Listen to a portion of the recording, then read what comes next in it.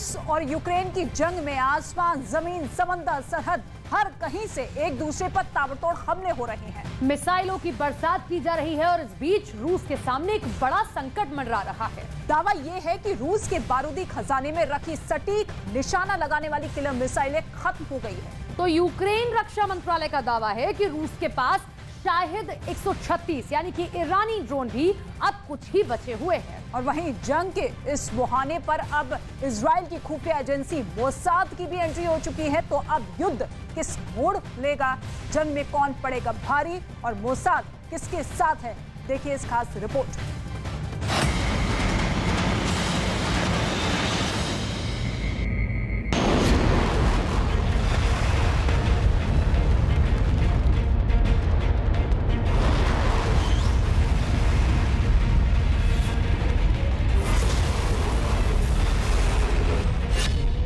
Putin का बारूदी गोदाम खाली।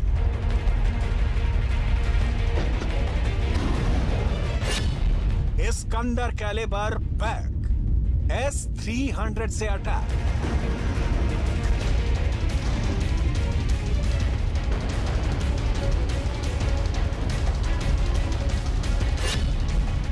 हक, इनकलाब, हुंकार और 8 महीने से जारी जंग।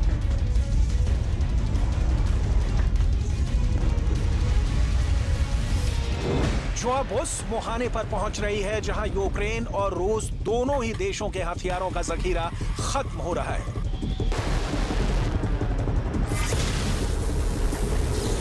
पश्चिमी मीडिया में रिपोर्ट्स आ रही हैं कि रूस यूक्रेन दोनों का ही हथियारों का जखीरा खत्म हो रहा है। कहा जा रहा है कि वर्चस्व की चाह में मैदान में उतरे रूस को जल्द ही हथियारों की जरूरत पड़ने वाली है।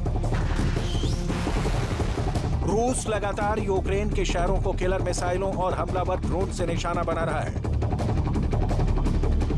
जंग के इस काल में रूस ने अपने सबसे घातक हथियारों से यूक्रेन की जमीन को छलनी करने की कोशिश की।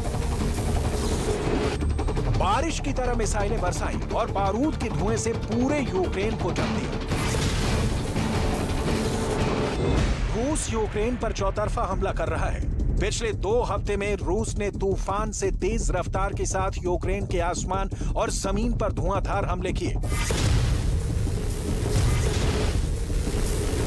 इन हमलों के बाद ब्रिटिश इंटेलिजेंस एजेंसी GCHQ के प्रमुख सर जेरेमी फ्लेमिंग ने दावा किया कि रूस के हथियारों की सप्लाई कम हो रही है, खासकर सटीक निशाना भेदने वाली आधुनिक मिसाइलों की। It's a high-stakes strategy that is leading to strategic errors in judgment. Their gains are being reversed. The costs to Russia in people and equipment are staggering. We know, and Russian military commanders know, that their supplies and munition are running out.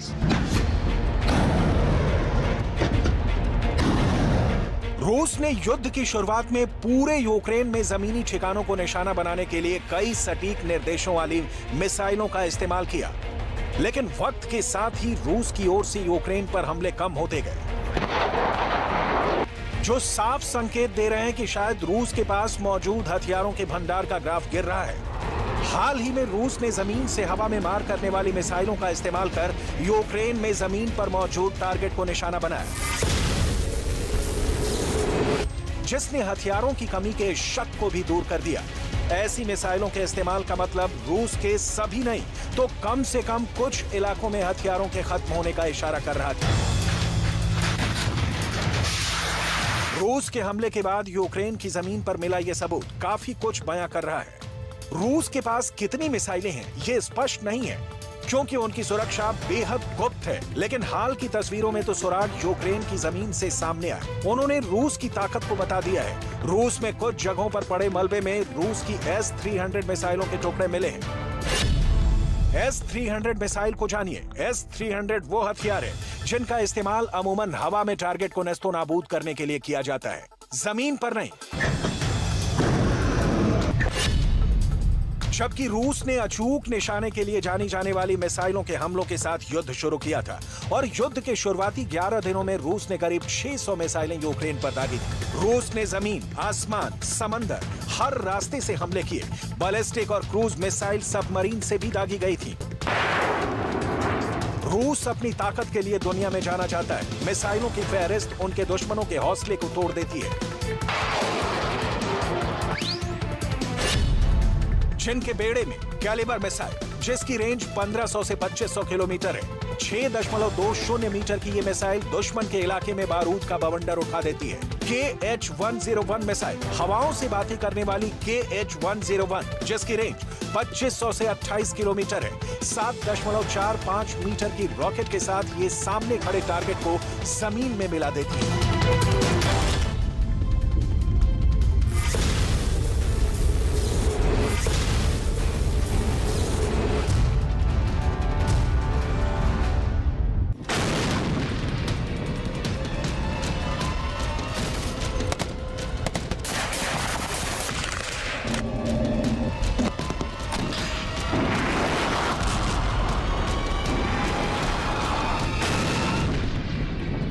वहीं एक report के मुताबिक अब जो हालात हैं वो कुछ ऐसे हैं कि 23 फरवरी 2022 को जब जंग की शुरुआत हुई थी, उस वक्त रूस के जंगी बेड़े में इस्कंदर 900 इस्कंदर मिसाइलें थी।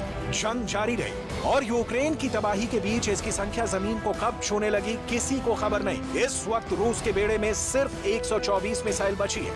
कैलिबर 500 कैलिबर मिसाइल थी। पुतिन की पलटन ने यूक्रेन की जमीन पर बम और बारूद इतना बिछा दिया है कि मुल्क का आसमान काला पड़ गया है। लेकिन कहा जा रहा है कि अब बेड़े में सिर्फ 272 मिसाइलें ही बची हैं। HDR KH-101, KH-555, तब 444 KH-101, KH-555 मिसाइल थी। नतीजा यहाँ भी वैसा ही रहा। 12 अक्टूबर की तारीख आते आते अब सिर्फ 213 मिसाइल भविष्य के लिए बचाकर रखी गई है।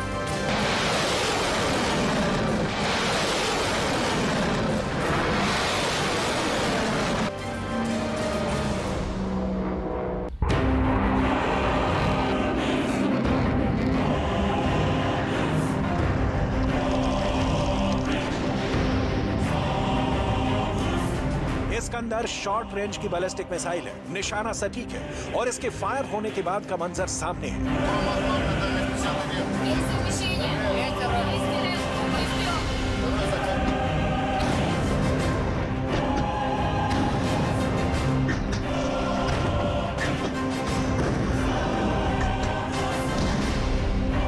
वहीं S-300 जो दुश्मन के मिसाइल को गिराने के लिए इस्तेमाल की जाती है, टारगेट भेदने में उतनी सटीक नहीं है। उसका इस्तेमाल रूस अब पूरे यूक्रेन पर हमला करने के लिए कर रहा है। रूस जमीन से हवा में टारगेट भेदने वाली मिसाइलों का इस्तेमाल जिस तरह से कर रहा है, उसके पीछे एक वजह कुछ भी हो सकती है।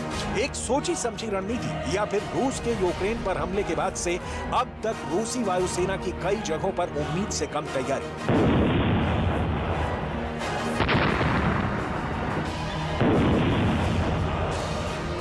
जिस जगह पर रूस की तोप काम नहीं आ रही थी, वहां रूस अब तक ईरानी ड्रोन का सहारा ले रहा था, लेकिन वो तस्वीर भी बदल गई। बारूदी दहशत को बढ़ाने के लिए मैदानी जंग में खड़े रूस के सामने संकट ईरान से आए ड्रोन के खत्म होने का भी है। शाहिद 156 यानी ईरानी ड्रोन ईरान के सबसे खतरनाक हथियारों में से एक है। सिर्फ एक कंट्रोल पर यह ड्रोन दुश्मन के इलाकों में गोले की बरसात करके सब तहस नहस कर देता है। 200 किलो वजन, 2500 किलोमीटर की रेंज इसे दुश्मन की सेना को चकमा देने में माहिर बनाती है। कम ऊंचाई पर यह कहर बनकर टूटता है। यूक्रेनी टैंक को तबाह करने के मकसद से पुतिन ने इसे युद्ध के मैदान में भेजा था। Як занепокоєний ворог, послухайте, що і як запитують у керівника цих терористів, коли він все ж таки виходить до людей, до журналістів. Росія вже в атмосфері своєї поразки, вже в атмосфері безнадійності для себе. Так, у них ще є люди, яких вони кидають в атаки, у них є зброя, ракети.